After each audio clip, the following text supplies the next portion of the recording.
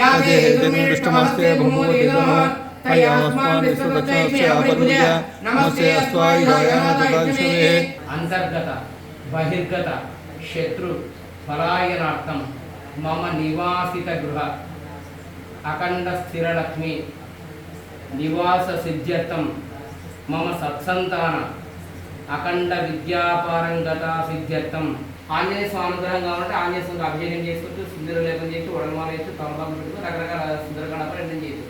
అదే రాముడి దగ్గర కూర్చొని ఆటోమేటిక్ ఆంజనేయ స్వామి వస్తారు, ఎందుకంటే అష్టాంగ అనమాట.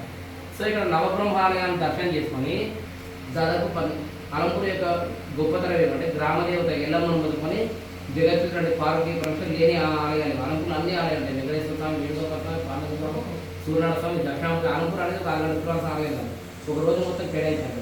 అందుకే బాల బ్రహ్మేశ్వరాయ అస్తు, ఇవన్నీ కాదు పురాణం చేసుకున్నాడు. బాల బ్రహ్మేశ్వరాయ అస్తు